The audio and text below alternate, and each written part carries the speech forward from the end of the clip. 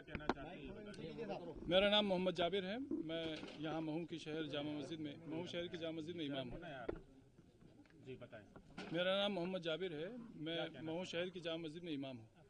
मैंने आप मीडिया साथियों को इसलिए बुलाया है कि मुझे ये खबर मिली है सोशल मीडिया से के थ्रू, चूँकि ये बाकायदा पूरे देश में ये माहौल बनाने की कोशिश की जा रही है या खबर फैलाने की कोशिश की जा रही है कि मुसलमान को इंडिया की जीत से नाराज़गी थी और इस तरह से ये मामला बिगड़ा है और मुसलमानों की वजह से ये सब कुछ हुआ है। ये एक गलत बात फैलाई जा रही है और इस चीज़ से हमें बहुत दुख हुआ है। मुस्लिम कौम को या मुस्लिम समाज को इस तरह बदनाम करने की कोई ज़रूरत नहीं है। मुसलमान भी इसी देश के वासी हैं। ये परसेप्शन चूँकि देश में बहुत सारे लोगों ने पहले से ही बना रखा है कि मुसलमान जो है वो देश विरोधी हैं, और जबकि कहानी यहाँ पर जो शुरू हुई है वो इस तरह शुरू हुई है कि सबसे पहली चीज़ शासन प्रशासन से जिस तरह की चूक हुई है, उन चूकों के चलते यहाँ पर यह हादसा हुआ है। दोनों तरफ के लोगों से की सहमति, शासन की, प्रशासन की मौजूदगी में और बीचवानी में रहकर ये बात रखकर ये बात तय हुई थी कि जामा मस्जिद के इस रूट से किसी तरह का जुलूस नहीं निकलेगा।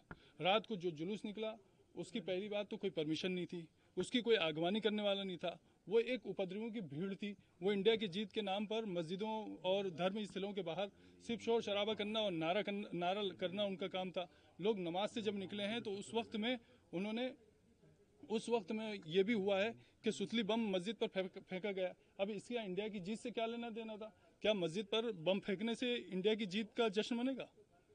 ये बहुत बुरी बात हुई है और इस चीज़ का हमें बहुत दुख है कि एक तरफ गलती करने वाले गलती कर रहे हैं, दूसरी तरफ कुछ लोग ऐसे हैं जिनके हाथ में किसी भी तरह का सोशल मीडिया का कोई सा भी प्लेटफॉर्म या आईडी है तो वो उसके थ्रू ये फैलाने की कोशिश कर रहे हैं कि मुसलमान जो है वो देश का विरोधी है और इंडिया की जीत से उसको तकलीफ है वगैरह वगैरह वगैरह।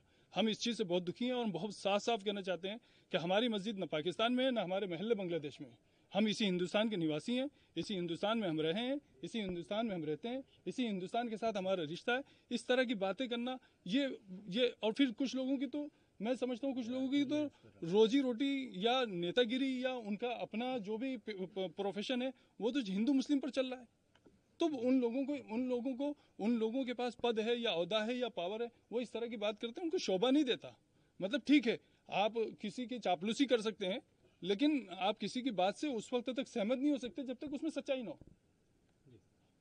लेकिन जो आरोप लगाए जा रहे हैं दूसरी तरफ से भी, मैं उसी आरोप तरफ से लगाए जा रहे हैं। दूसरा पक्ष ये कह रहा है कि कोई पटाखा नहीं फोड़ा गया, दूसरा पक्ष ये भी कह रहा है कि जुलूस निकल रहा था, हमने भारत माता तक की जय के नारे लगाए, पीछे से पत्थरबाजी हुई। पथराव मस्जिद से हुआ, ऐसा उनका कहना है। इस प्रकार की वीडियो भी आ रही है कि मस्जिद से कुछ लोग निकल रहे हैं और एक नारे समझ गया, मैं आपकी बात समझा। अब मेरी बात को जरा ध्यान से सुनिए।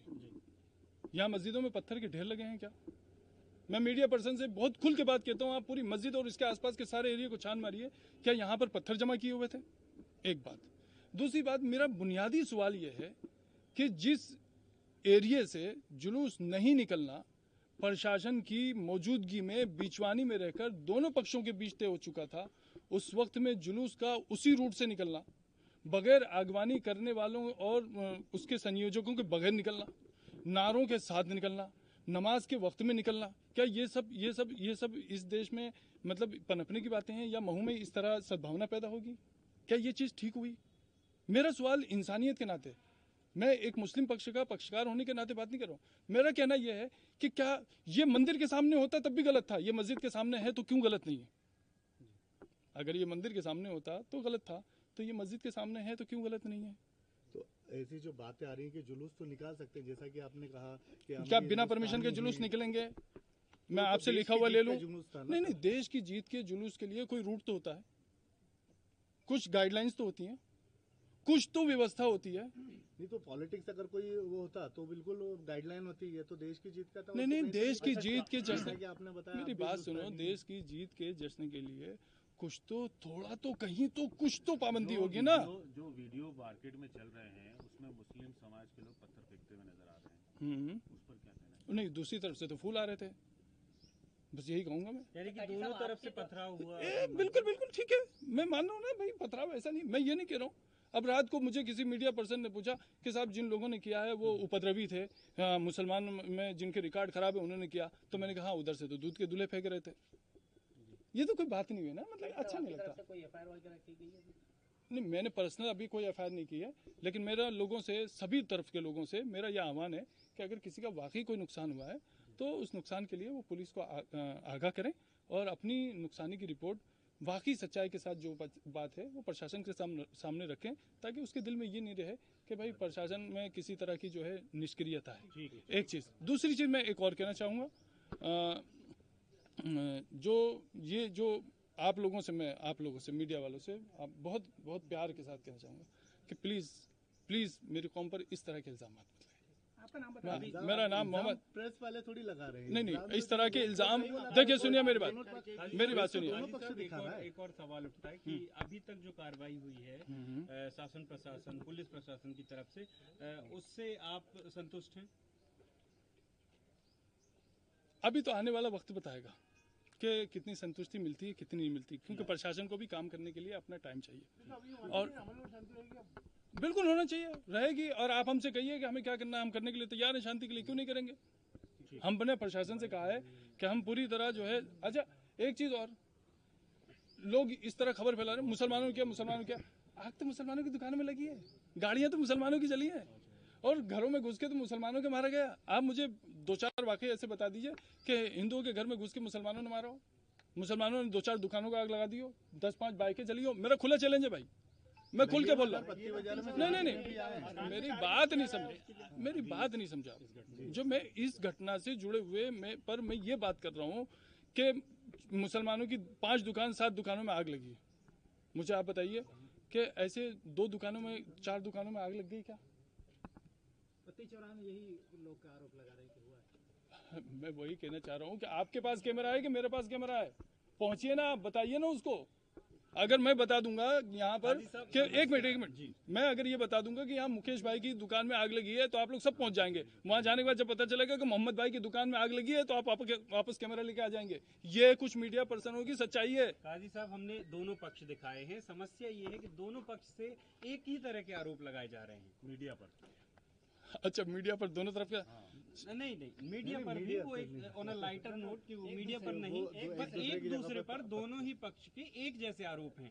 वो कह रहे हैं कि वहां से आगजनी हुई, दूसरा पक्ष कह रहा है कि इधर से पत्थरबाजी और आगजनी हुई। ठीक है जी, सीसी कैमरा उठाइए, हम प्रशासन से निवेदन करेंगे और आग्रह करेंगे कि सीसीटीवी कैमरा उठाइए और उसमें चेक कीजिए और पता चल जाएगा कहाँ से आगजनी शुरू हुई है। कोई बात नहीं, ठीक है। आरोप प्रत्यारोप की सच्चाई तो प्रशासन कर ही लेगा। फिलहाल आप क्या अपील करना चाहेंगे अभी? भाई, शांति बनाने में जिसका जो सहयोग लग सकता है उसको सहयोग देना चाहिए और शहर को पुरानी हालत पर वापस आना चाहिए और जो सद्भावना पहले बनी हुई थी उससे बेहतर सद्भावना का माहौल बनाने की कोशिश करना चाहिए। ठीक है, थैंक यू, शुक्रिया। पहले ही बता दें, आपका नाम बताइए। अमित जोशी, युवा मोर्चा पूर्व नगर अध्यक्ष महू। अमित भाई, ये बताएं कल जो घटना हुई उसमें क्या कहना चाहेंगे, क्योंकि उसमें आपका भी नाम आ रहा है। जो मुस्लिम समाज है उनका ये कहना है कि अमित जोशी आए थे जुलूस लेकर, उसके बाद फिर घटना शुरू हुई और पथराव हुआ। नहीं, आपकी बात से मैं सहमत नहीं हूँ। मैंने भी वो वीडियो देखा है जिसमें शहर काजी बोल रहे हैं कि यहाँ पे तनाव होने के बाद में अमित जोशी से मेरी चर्चा हुई थी और मैंने उन्हें बोला था कि आप अपने पक्ष को लेके जाइए थाने पे और मैं मेरे पक्ष को लेके अपन थाने पे बात करते हैं। असल घटना क्या हुई थी जो आप बता रहे हैं? असल घटना यही है कि शहर काजी जी ने मुझे बोला कि अमित आप इनको लेके चलिए और मैं मेरे पक्षों को लेके चलता हूँ। हमारे मुड़ते ही 15 कदम भी नहीं पहुँचे होंगे वो पथराव स्टार्ट हो गया। किसकी तरफ? मस्जिद की तरफ से पथराव स्टार्ट हुआ है। कम से कम मेरे देखते देखते मस्जिद से कम 300-350 लोग एक साथ आकर पथराव कर रहे थे।